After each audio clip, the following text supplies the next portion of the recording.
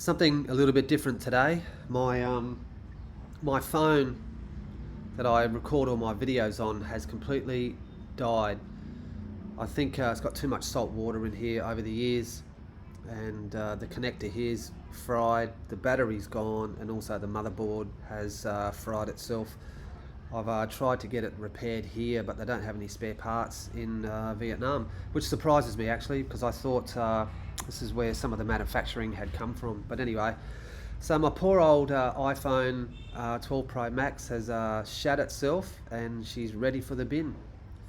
I'd like to get a new one, but whoa, the cost of a new iPhone is just is prohibitive at the moment. So no more videos until I can sort something out. I don't want to go that whole GoPro thing and anything like that. I just like the phone. It's just easier. So until such time as I can get myself another phone, probably no videos for quite some time. What a shame. I love this phone.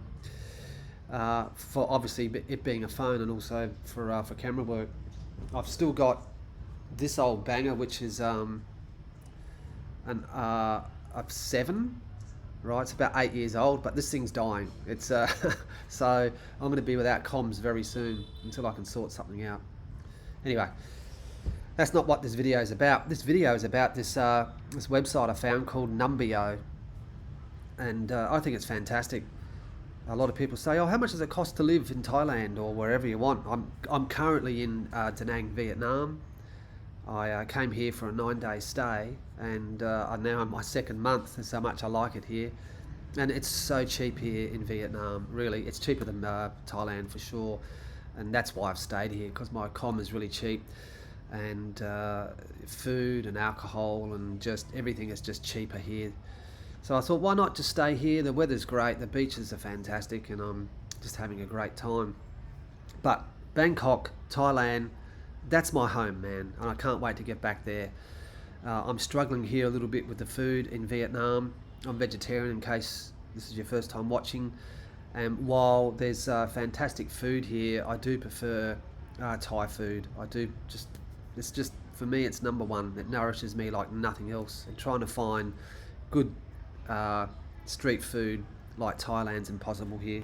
It's in Da Nang it is anyway. It's more restaurants, and the restaurants are dirt cheap, by the way. So don't let that put you off coming here. It's very cheap, but the Thai food is king in my life. Anyway, let's have a look at this comparison. So the whole point of this comparison is, if you I'm from Sydney, Australia, so if you have Sydney money and you were thinking of, how much does it cost to live in Bangkok or Thailand? Well, this will give you a rough idea. I've gone through it. It's pretty close. Some things are out, but it's never going to be perfect. But this is not a comparison about if you live in Bangkok and earned Bangkok money. This is not the comparison. It's about Western money and bringing that, or using that in Thailand. Okay, so because our Western money will go a lot further in Thailand than what if you were to earn an average wage in Thailand would, and buying Thai things. I hope that makes sense. It does in my head. So Western money, spending that in Thailand, whether you're on holiday or trying to permanently relocate. Let's have a look. The first thing that struck me is McDonald's, believe it or not. Now, I'm vegetarian, so it's pretty hard to get anything vegetarian in McDonald's. However, when I travel, I generally have breakfast at the airport, and that is always McDonald's. And I can tell you that this is pretty spot on. They're saying here Macca's meal in Australia is $15 for a combo meal, and I think that's about right. And actually, they're saying 15. I'm going to say it's probably a bit more. Versus Bangkok, they're saying it's about $8. I think it's pretty spot on. I normally would have a drink, a hash brown, and a bacon burger thing, and I think that's probably about right. 200 baht. The beer's 100% there. It's way cheaper in Thailand than it is in Australia, and I'm still shocked at the price of beers in Australia. Water, that's a big one. It's dirt cheap in Thailand versus Australia. Excuse me. It's morning, by the way, so I'm just waking up and getting my day together. I thought I'd just make a quick video here. What else we got? Local cheese. That's a big one. I love cheese, but in Thailand it's very expensive, and they're saying it's 70% dearer in Thailand than Australia. I don't know it being 70% dearer, but it's definitely a lot dearer for cheese in Thailand. Here in Da Nang, cheese is a lot cheaper than Bangkok, or Thailand I should say. What else we got? I don't eat meat. Apples. Now this is the big one. I do like apples and fruit. And they're saying in Australia it's $4.83 a kilo. Last time I was there in Australia, that's probably about right, and they're saying in Bangkok it's $4.49 a kilo. It's very close. I would say it's probably a bit cheaper in Thailand than what the price is here, but apples are very expensive. Bananas, that looks like about the same price. Tomatoes in Australia are ridiculous. Look at that. $6.38 a kilo. It's just ridiculous in Australia for fresh produce. It's almost impossible now just to go down and spend $10 and come away with a big bag of fruit in Australia. The days are gone. You know, an apple, a tomato, like $1.20 each, $1.40. It's just ridiculous. What did I say? Water? Did I do water? Let's have a look. Yes, I did do water. They've got it here again. Beer. Now, transport. Thailand transport. I'm not too sure what they mean by transport here. I'm going to say a train ticket. I would say that's sort of about right. They're saying $1.81 for a train ticket. Yeah, maybe. I'd say Bangkok would be a little bit less than that. Australia, that's probably about right, $5 one way, depending where you are in Australia. Gasoline, fuel. Last time I was in Sydney, I was paying $2.45 a litre. That's a couple of months ago, and they're saying here in Bangkok, in Bangkok's $1.67. I'm not up with the fuel costs in Bangkok, but that's probably about right. They're saying it's about 20% cheaper. Cars, I won't even get into because I don't know. Mobile data.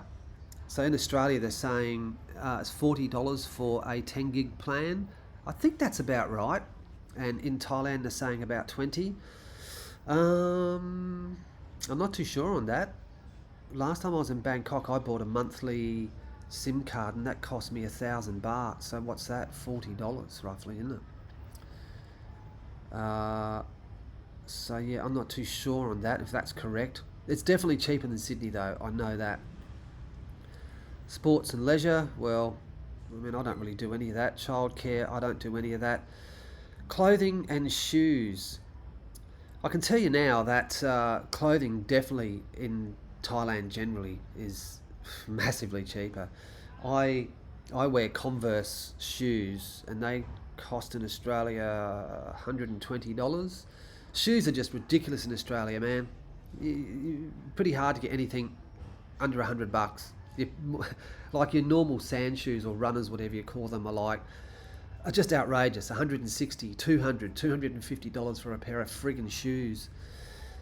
You know, whereas Thailand, actually saying that, if you go to Siam Square, you're paying big money for shoes in Bangkok.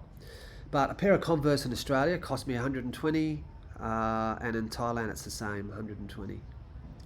Rent. This is really subjective, hey. It's it varies so much, and who you deal with, really, it just does. In Sydney, they're saying a one-bedder apartment in the city centre is $3,200 for a one-bedder in Sydney. I would have thought you'd be paying at least $1,000 a week, at least.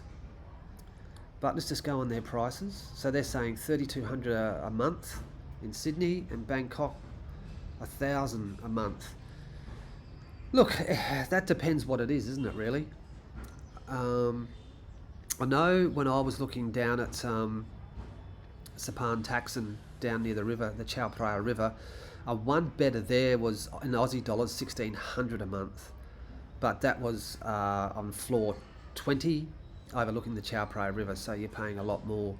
If you probably get yourself back up to Sukhumvit Road and those areas, I would dare say probably 1,000 a month for a one bedder, maybe even less if you start to get in some of those big high rises. I actually did go check out a place, I forget where it was, Rama 9, and they were wanting 1,000 a month for that one bedroom apartment. Now, if you go outside of Bangkok, it's going to be heaps cheaper, right? So, you know, if you get down to Hua Hin and some of those places along the coast, you're going to find something heaps cheaper down there.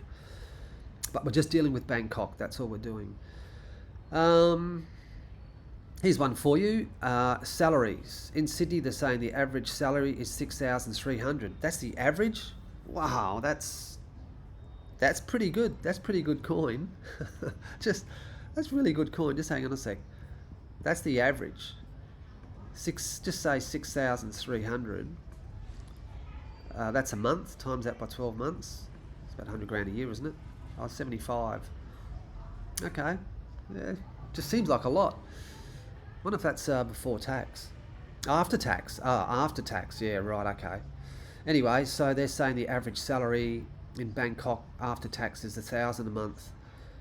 Yeah, I wonder. I wonder if that's true. And look, the comparison here is not, you know, as I said before, it's Aussie dollars bringing it into Thailand. Okay, we're not living on Bangkok dollars only. So, I mean, you know, if you've got Aussie dollars and, you know, you're earning that a month, and you can save up for a couple of years, well, it's going to go so much further, hey, in Thailand. And here's a cost of living index. This is very interesting.